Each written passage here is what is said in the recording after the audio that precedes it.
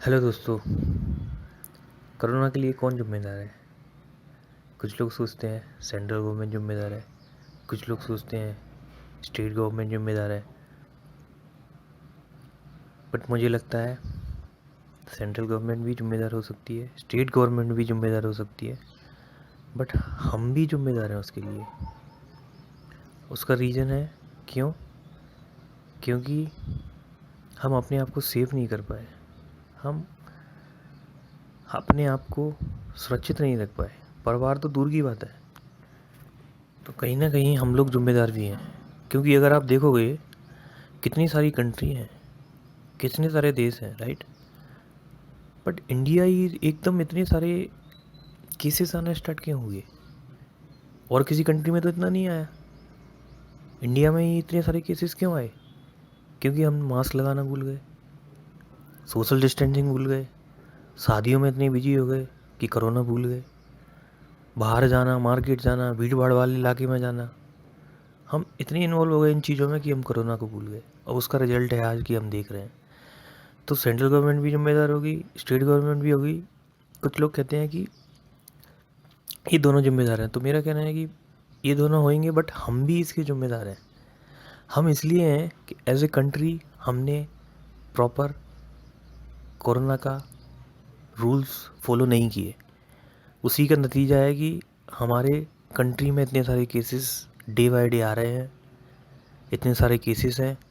और कंट्री में इतनी सारी ये सिचुएशन नहीं है ऑक्सीजन की, जितनी हमारे यहाँ पे इतना प्रॉब्लम हो रहा है। किसी भी कंट्री में इतना नहीं है, सोचो आप। तो इसके जिम्मेदार कहीं ना कहीं हम भी हैं। आप एक बात बताइए, यूएस में स्टार्टिंग में क्या सिचुएशन थी? कितने सारे केसेस आ रहे थे? किस लिए आ रहे थे? क्योंकि वो रिस्पॉन्सिबल नहीं थे उसके लिए, वो गाइडलाइन फॉलो नहीं कर रहे थे। उसका नतीजा है कि एक एक दिन में 3 लाख 4 लाख केसेस उनके यहाँ आए। और यूएस तो वर्ल्ड का सबसे पावरफुल कंट्री है, health system that is very good, but वो भी समहाउ उसको मैनेज नहीं कर पाए। अगर किसी हॉस्पिटल में कैपेसिटी 1 लाख की है तो डेफिनेटली 3 लाख पेशेंट आएंगे, तो कैसे होगा? The same thing is in India. हमारे यहाँ भी वही चल रहा है। 1 लाख की कैपेसिटी है, 3 लाख को कैसे आप 3 लाख पेशेंट को कैसे इलाज कर सकते हो? This is very difficult.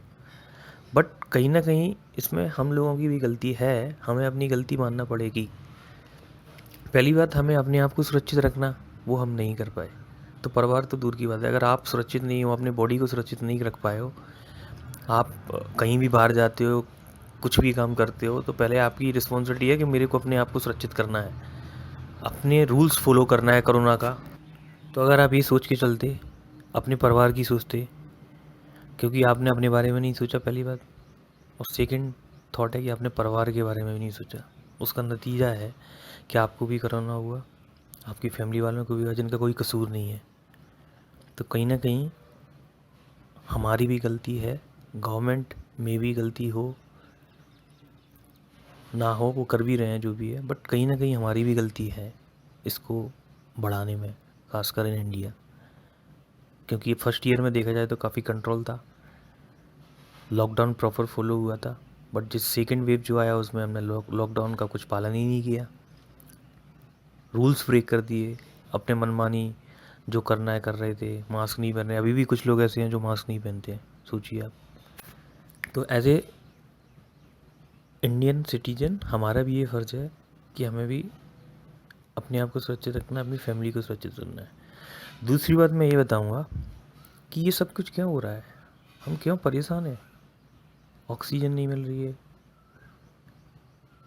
हमारा माइंड से हम इतना वीक हो चुके हैं कि लोग और डर के कि अगर मैं पॉजिटिव हूँ तो मर जाते हैं। आप सोचिए, हम उस देश के वासी हैं, हमारा ये कल्चर है मॉर्निंग में उठना। जो व्यक्ति मॉर्निंग में उठेगा उसको ऑक्सीजन की कभी दिक्कत नहीं पड़ेगी। मॉर्निंग में 4-5 o'clock तक उठने वाले व्यक्ति, अगर हम 9-10 बजे उठेंगे तो कैसे काम चलेगा? हमें किसी और के लिए नहीं करना है। अगर आप मॉर्निंग में उठते हो तो आप अपने लिए उठते हो, अपने लिए 5 मिनट 10 मिनट 15 मिनट जितना भी मिले वो निकालो, वॉक करो। अगर आप बाहर नहीं वॉक कर सकते तो अपनी बालकनी में आ जाओ, टेरेस पे आ जाओ, जहाँ चाहो वहाँ। एटलीस्ट अगर आप 15 मिनट रन नहीं कर सकते तो एटलीस्ट 5 मिनट वॉक कर लो। 10 मिनट वॉक कर लो। अगर आप वो भी नहीं कर पा रहे हो तो just sit in your balcony and just sit in your terrace, just take breath exercise, inhale exhale slowly. तो आपको धीमे धीमे बस सांस लेना है, धीमे धीमे छोड़ना, ये भी आप कर सकते हो। अगर आप 5 मिनट भी नहीं दे पा रहे अपने लिए तो 1 मिनट तो निकालो कम से कम। स्टार्टिंग हमको जंप नहीं करना है, स्टार्टिंग 1 मिनट से कर सकते हैं। अगर आपको अच्छा लगे 2 मिनट करो, 3 मिनट करो, कुछ तो करो। कुछ ना करने से सही है कुछ तो सही। इसलिए मेरा कहना ये है कि आप मॉर्निंग में उठिए, अपने आप को जानिए, क्योंकि मॉर्निंग का समय ही है अपने आप को जानने का, पहचानने का, अंदर जाने का।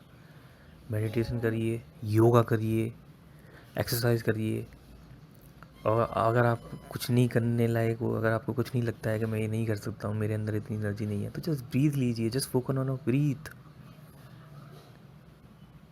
लंबा लंबा सांस स्लोली। कोई स्पीड को भी आपको कंट्रोल नहीं करना है कि बहुत तेज़ और बहुत फास्ट, क्योंकि 24 घंटे के अंदर ये सांस आपके अंदर चल रही है, बेसिक चल रहा है ये सांस, बट हम उसको जानते नहीं है। 24 आवर्स के अंदर हम उसको 5 मिनट भी नहीं दे सकते ऐसे अवेयर कि मैं सांस ले रहा हूँ छोड़ रहा हूँ।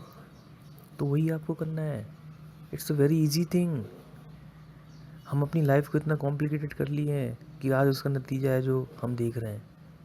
ऑक्सीजन जिस इंडिया के अंदर लोग इतने लंग्स इतने मजबूत रहते हैं एक्सरसाइज करके, योगा करके, बट हमने सारा वेस्टर्न एकदम फॉलो कर लिया है कि वो लोग भी इतने परेशान नहीं है इतने हम लोग परेशान हैं। हम लोगों को ऑक्सीजन का प्रॉब्लम हो रहा है। सोचिए आप, उसका नतीजा है कि आप अपना बॉडी का मेंटेनेंस भूल गए हो। आप सबका, आपका खाने का रूटीन बदल गया है, सब बदल गया है।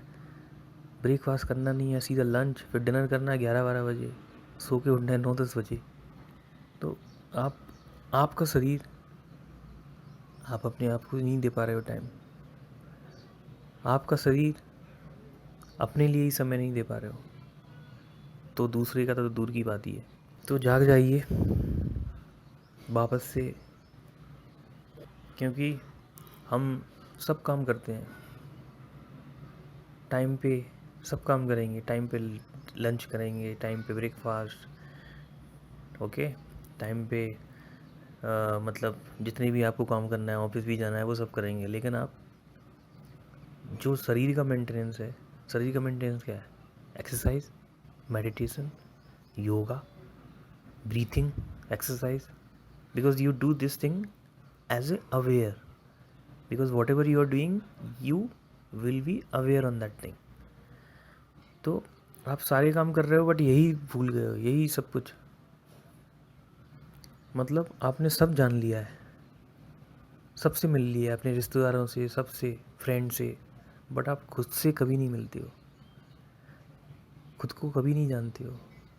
दोस्तों, अगर आपको अपने आप को जानना है, पहचानना है, अपने अंदर जाना है, आपके अंदर साक्षात जो परमात्मा बैठा हुआ है उसको जानना है, तो get up early, do exercise, do yoga, meditation. अगर आप वो भी नहीं कर पाते तो सिंपल ब्रीथ एक्सरसाइज जो मैंने बताया आपको, सिंपल स्लोली स्लोली आपको इनहेल करना है, स्लोली स्लोली एक्सेल करना है।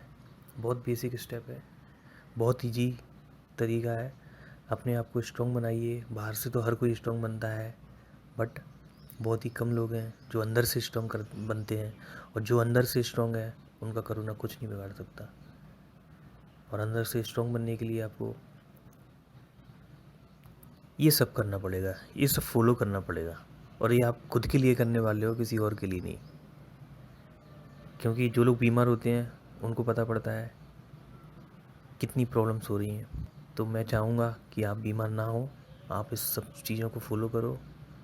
अच्छा खाइए, अच्छा सोचिए, मुस्कुराते रहिए और खुशियाँ बांटते रहिए। जीवन का लक्ष्य खुश रहना ही है। और एक और बात, कभी भी नेगेटिव थॉट्स मत लाइए, just think positive, because one thoughts that's create 100 positive thoughts in your mind, and if you will have one negative thoughts that will create again 100 negative thoughts in your mind. So be positive, always hear the positive thing, always watch the positive thing only, because ये mind आपका just thoughts, it's a collection of the thoughts. तो जितने भी thoughts आपके अंदर बनेंगे, thoughts से thoughts बनते हैं और थॉट्स से थॉट्स, कुछ लोग ऐसे हैं कि ये थॉट्स से ही उनके अंदर लूप चलने लगता है, तो वो इतना डिस्टर्ब हो जाते हैं ये थॉट्स के कारण, तो कि उनके बहुत सारे प्रॉब्लम्स आने लगते हैं लाइफ में।